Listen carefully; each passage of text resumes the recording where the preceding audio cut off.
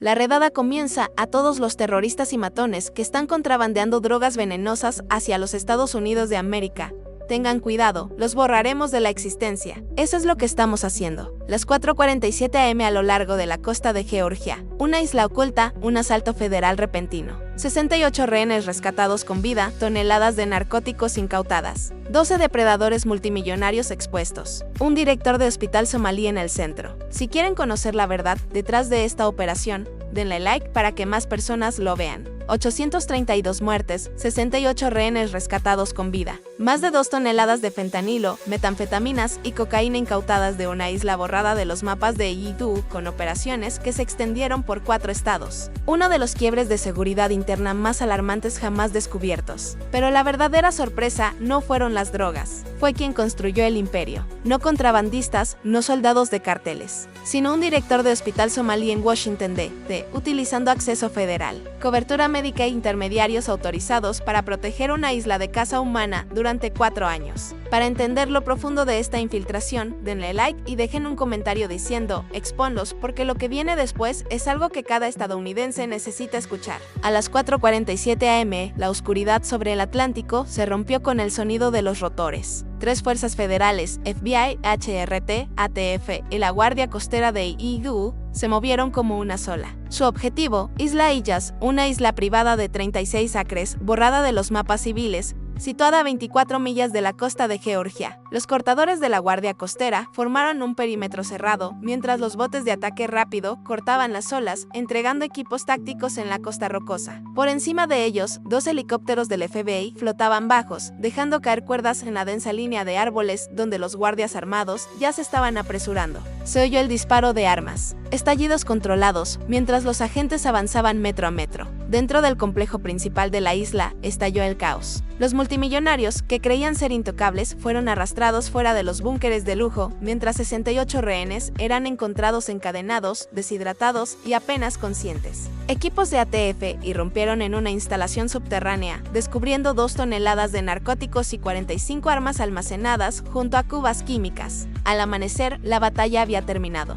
El secreto de la isla finalmente salió a la luz y el mundo estaba a punto de enterarse de quién construyó realmente este lugar. Si piensas que esta redada fue solo el comienzo, escribe vamos en los comentarios. Tu interacción ayuda a exponer toda la verdad. Cuando los analistas federales comenzaron a juntar las pruebas obtenidas de la isla Iyaz, un detalle se destacó de inmediato. Este nivel de brutalidad no provenía de criminales comunes. Requería liderazgo, financiamiento, logística y 2 nombres aparecían una y otra vez dentro de los archivos cifrados. Khalid Ibrahim, 41, aclamado CEO de un hospital privado en Washington D.C. Muhammad Isef, 49, su esposo, arquitecto de una red financiera internacional. Sobre el papel, eran figuras respetadas de la comunidad. En la realidad, los investigadores dicen que construyeron una de las infraestructuras criminales más sofisticadas descubiertas en suelo estadounidense en décadas. La forencia digital reveló 2 empresas fantasmas creadas durante 4 años y moviendo dinero a través de 3 continentes. Más de 47 transacciones inexplicables a nivel federal que sumaban más de 890 millones de dólares, circulando entre cuentas en Guadalajara, Ciudad de Panamá, Mogadiscio y finalmente Minneapolis, siempre disfrazadas como subvenciones de desarrollo médico o ayuda humanitaria. Dentro de los servidores incautados de la isla, los analistas encontraron algo aún más oscuro. Programas detallados de las llamadas caterías, con cuotas mensuales de 16 a 20 víctimas,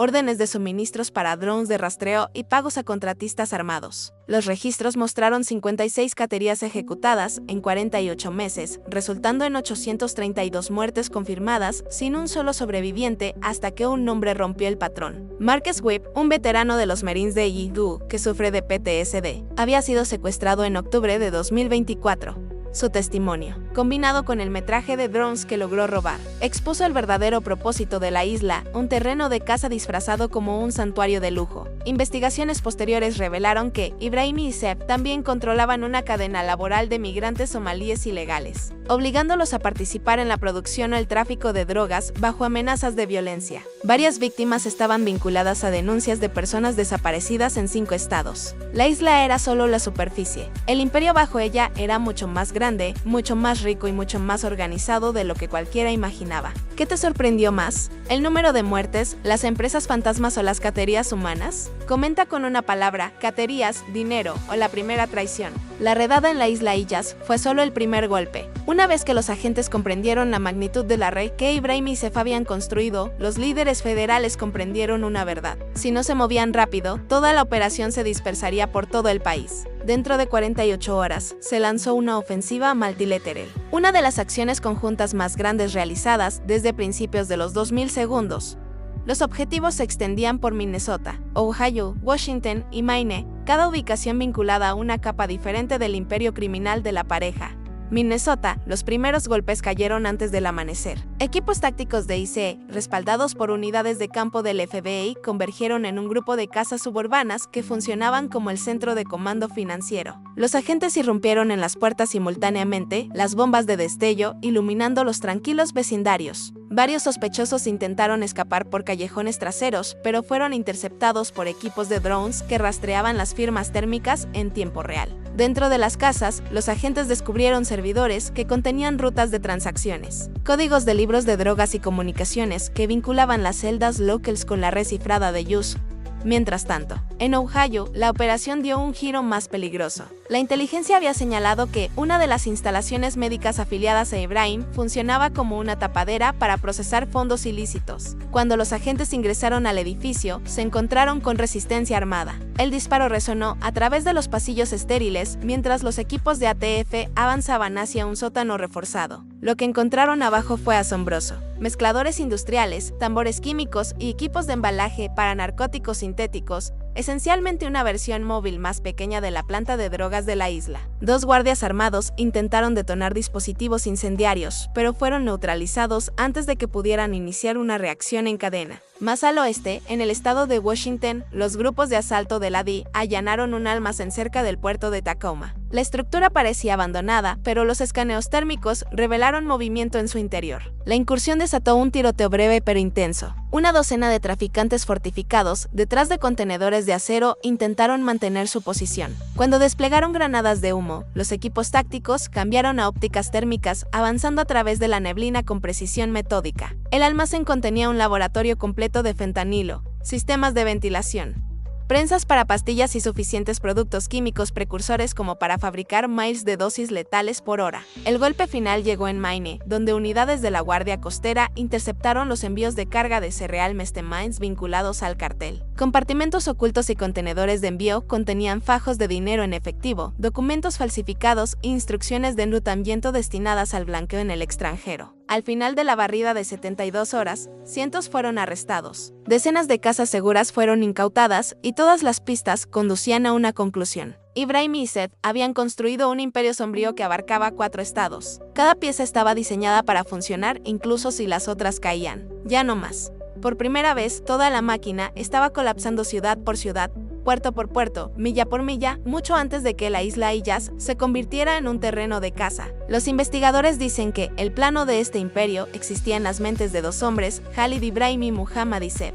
Lo que hizo tan peligroso su imperio no fue solo la brutalidad, fue la forma en que aprendieron a ocultar la brutalidad detrás de instituciones en las que los estadounidenses confiaban. Khalid Ibrahim, a los 41 años, se presentaba como la historia de éxito inmigrante ideal. Un ejecutivo de hospital, un donante de misiones médicas caritativas, un orador frecuente en conferencias sobre salud pública. Su reputación le dio acceso a responsables políticos, juntas de organizaciones sin fines de lucro y socios internacionales. Sin embargo, a puertas cerradas, Ibrahim era el arquitecto perfecto de una máquina criminal. Entendía la logística médica, controlaba los canales de adquisición y, lo más importante, sabía cómo mover sustancias controladas sin despertar sospechas. Los registros muestran que aprovechó las brechas en la supervisión de la atención médica, utilizando envíos de investigación y cadenas de suministro clínicas para enmascarar productos químicos precursores enviados a través del noroeste del Pacífico. Su esposo, Muhammad Seif, desempeñaba un papel igualmente crítico. Mientras Ibrahim construía la infraestructura y Seif construía la tapadera. A los 49 años, manejaba una red de empresas de consultoría, grupos de desarrollo y socios internacionales de ayuda que funcionaban como financieros. Cada empresa fantasma se conectaba con otra a través de transferencias cuidadosamente cronometradas. asegurando que ningún banco pudiera rastrear el origen de los fondos sin activar auditorías internacionales. Los investigadores encontraron 12 corporaciones fantasmas, pero los analistas creen que el número real es más alto, oculto detrás de apoderados y cuentas en el extranjero. Juntos, diseñaron un sistema que no parecía un crimen. Parecía filantropía, desarrollo global y atención médica transnacional. Esa ilusión les dio espacio para crecer lentamente, en silencio y sin confrontación. Su red de reclutamiento era igualmente engañosa. Apuntaron a migrantes somalíes vulnerables, a menudo indocumentados, aislados o en dificultades económicas. Muchos creían que se les ofrecía trabajo legítimo. En cambio, se vieron obligados a desempeñar roles como correos, procesadores o vigilantes dentro de la red de drogas. A los que resistían se les amenazaba con deportación, represalias familiares en el extranjero o violencia física. Algunos simplemente desaparecían. Las comunicaciones descubiertas durante las redadas revelaron una jerarquía interna estructurada como una corporación. Supervisores, equipos de logística, gerentes de crisis e incluso oficiales de cumplimiento cuya única tarea era garantizar el silencio. El alcance de la pareja se extendía por Minnesota, donde figuras comunitarias actuaban sin saber como intermediarios, por Ohio, donde las instalaciones médicas enmascaraban el movimiento de dinero, y por Washington, donde los envíos de productos químicos precursores llegaban disfrazados como materiales de laboratorio. La operación en Maine completó su círculo, ofreciendo una ruta marítima para exportar dinero en efectivo e importar productos con mínima supervisión. Lo que diferenciaba a Ibrahim y Seth era su paciencia. Durante casi una década, expandieron una capa a la vez, nunca demasiado rápido, nunca demasiado visible. Mezclaron operaciones criminales en estructuras legítimas hasta que las dos se volvieron indistinguibles. Cuando finalmente los equipos federales mapearon el sistema, los analistas lo describieron no como una extensión del cartel, sino como un gobierno sombra autofinanciado, autodefendido y autocontenido. Sin embargo, incluso el sistema más intrincado tiene un punto de quiebre, y la caída de la isla Aegis expuso la piedra angular sobre la que descansaba todo el imperio. La ilusión de que estos dos hombres eran intocables. Esa ilusión ahora había sido destrozada. Cuando concluyó la barrida federal, los agentes pasaron de los arrestos a algo mucho más pesado, comprendiendo la magnitud de la pérdida humana. Durante 4 años, la isla Aegis operó en completo silencio. Sin embargo, su sombra alcanzó todo el país. Lo que los investigadores descubrieron no fue simplemente una empresa criminal, sino un registro de vidas borradas sin dejar rastro. Los equipos forenses identificaron 832 víctimas en 56 caterías. La mayoría no tenía familia buscándolas. Otras habían sido reportadas como desaparecidas durante meses o años, pero se desvanecieron en un sistema demasiado abrumado como para conectar los puntos. Muchos eran veteranos sin hogar, trabajadores indocumentados, fugitivos o personas luchando contra la adicción.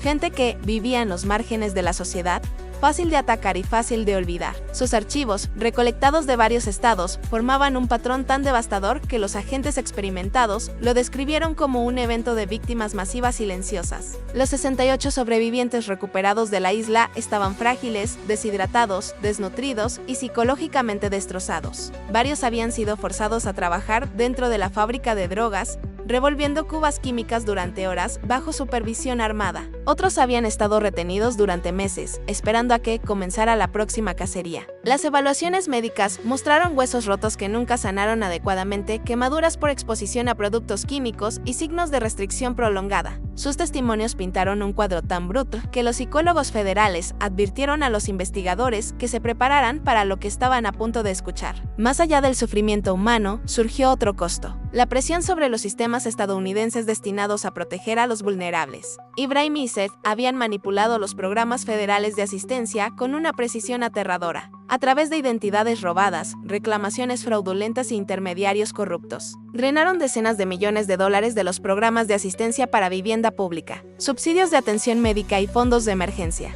Ese dinero, destinado a familias de bajos ingresos, ancianos y niños, fue desviado a empresas fantasmas y, finalmente, a la infraestructura que mantenía funcionando la isla Aegis. Comunidades de Minnesota, Ohio, Washington y Maine sintieron el efecto dominó. Los trabajadores sociales en Minneapolis descubrieron que varios clientes que habían desaparecido repentinamente ahora se creía que eran víctimas. Los hospitales en Ohio tuvieron que auditar los archivos de pacientes, dándose cuenta de que las identificaciones médicas habían sido utilizadas como herramientas financieras. En Washington, los oficiales del puerto descubrieron que habían autorizado sin saber envíos vinculados a la producción de drogas de la isla. incluso dentro de la comunidad somalí estadounidense, muchos de los cuales son trabajadores, respetuosos de la ley y profundamente comprometidos con reconstruir sus vidas. Había un profundo sentimiento de traición. Los líderes hablaron abiertamente sobre el daño causado por un puñado de criminales que explotaron los lazos culturales para su propio beneficio. Condenaron la ley no solo por su violencia, sino por la mancha que dejó en una comunidad que ya luchaba contra los estereotipos y la adversidad. A medida que cada capa de la investigación se desplegaba, una verdad se volvía dolorosamente clara. Las víctimas no solo fueron aquellos que murieron o fueron esclavizados. Estados Unidos mismo había sido herido. La carga financiera recayó sobre los contribuyentes. El costo emocional pesó sobre las familias que nunca encontraron cierre. Y el costo moral, el conocimiento de que tales horrores ocurrieron sin ser notados, dejó una cicatriz que no desaparecería rápidamente. Sin embargo, incluso con este entendimiento, los investigadores sabían que la historia aún no había terminado. El colapso de la red aún estaba en desarrollo y el juicio para Ibrahim Yusef apenas comenzaba. La caída de Ibrahim Yusef no vino con sirenas ni disparos. Llegó con un silencio tan pesado que incluso los agentes veteranos lo describieron como inquietante. Después de años de operar sin ser perturbados, su imperio, que una vez se extendió a través de 4 estados y 3 continentes, ahora se desmoronaba pieza por pieza bajo el peso de su propia decepción. Los equipos federales se movieron rápidamente para aislar a la pareja de cualquier contacto posible. El arresto en sí mismo fue casi anticlimático. Ocurrió en una casa alquilada fuera de Columbus, lejos del lujo que alguna vez ostentaron. Sin intento de escape, sin confrontación final. Solo 2 hombres que se dieron cuenta demasiado tarde de que cada puerta en la que confiaban ahora estaba cerrada. Se leyeron en voz alta más de una docena de cargos: tráfico de personas, distribución de narcóticos, fraude financiero, extorsión interestatal, conspiración para cometer asesinato. Y sin embargo, los investigadores creen que la verdadera magnitud de sus crímenes superó cualquier cosa escrita en papel. Mientras los agentes revisaban documentos incautados, servidores y registros financieros en el extranjero, descubrieron que la profundidad de la red era aún más intrincada de lo que inicialmente se creía. Que el alcance era mucho mayor. Cuentas ocultas conectadas a bancos extranjeros en 9 países, parcelas de tierra compradas bajo alias, y correspondencia cifrada que sugería negociaciones con coaliciones criminales internacionales. La operación no fue diseñada solo para generar riqueza, fue construida para sobrevivir indefinidamente, capaz de reemplazar cualquier parte caída. Pero con la isla expuesta, con el núcleo financiero desmantelado y con cientos de operativos bajo custodia, el sistema ya no podía mantenerse. A través de Minnesota, Ohio, Washington y Maine, los líderes comunitarios, los socios de la ley y los funcionarios locales enfrentaron las consecuencias. Las casas seguras fueron convertidas en sitios de evidencia. Docenas de teléfonos abandonados, discos duros y pasaportes aguardaban su examen. Algunas familias de las víctimas finalmente recibieron respuestas después de años de incertidumbre. Otras conocieron la verdad que más temían. Se creó una base de datos nacional para coincidir los registros de personas desaparecidas con los restos recuperados de la isla y de los almacenes. Por primera vez, un camino hacia el cierre, por doloroso que fuera, comenzó a tomar forma. Los fiscales federales armaron lo que llamaron uno de los casos criminales más completos de la historia moderna. Los juicios serían largos, complejos y muy observados, no solo por la brutalidad involucrada, sino por el sistema que permitió que creciera. Comités congresionales iniciaron silenciosamente revisiones sobre fallas en la supervisión en puertos y en las regulaciones de atención médica, en los requisitos de informes financieros. La pregunta ya no era cómo Ibrahim Yusef construyeron su imperio, sino cómo lo hicieron sin que nadie lo notara. Dentro de la comunidad somalí estadounidense, el juicio fue profundamente personal. Miembros del clero, ancianos y defensores locales hablaron públicamente sobre la necesidad de proteger a su juventud de la explotación, de reconstruir la confianza y de reafirmar que los crímenes de unos pocos no definirían a muchos. Ofrecieron apoyo con la traducción para los sobrevivientes, organizaron vigilias y asistieron a los investigadores en el rastreo de los orígenes de las víctimas. Su respuesta se convirtió en un contrapeso poderoso a la oscuridad que la pareja había creado. Para la ley, el colapso del Reino Sombra fue tanto una victoria como una advertencia. Una victoria porque se desmanteló una de las infraestructuras criminales más complejas. Una advertencia porque había existido durante tanto tiempo, oculta detrás de la respetabilidad, la filantropía y el acceso político. A medida que el caso avanzaba hacia los tribunales federales, una verdad resonaba en cada sala de reuniones. Esto no solo fue el fin de un imperio, fue la revelación de cuán frágil puede ser el silencio para una nación y cuán fácilmente puede crecer el mal cuando nadie está mirando. Lo que la caída de Egipto reveló finalmente no fue solo el colapso de un imperio criminal,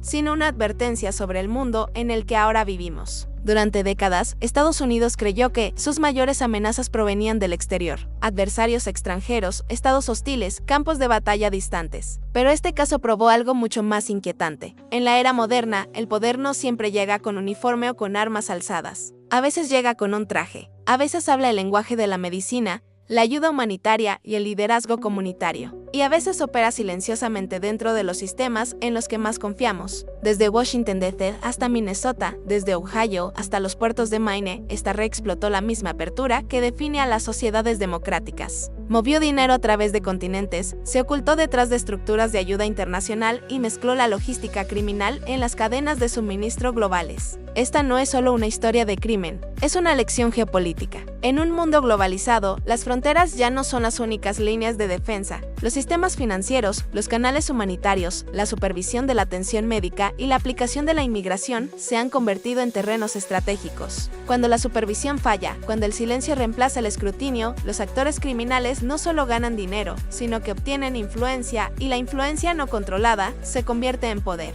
La lección aquí es sobria. La seguridad nacional ya no se limita a los campos de batalla o a los informes de inteligencia. Vive en hospitales, puertos, organizaciones sin fines de lucro, bancos y comunidades locales. Cuando las instituciones dejan de comunicarse, cuando la responsabilidad se debilita, la oscuridad encuentra espacio para crecer. Pero esta historia no se trata solo de fracaso.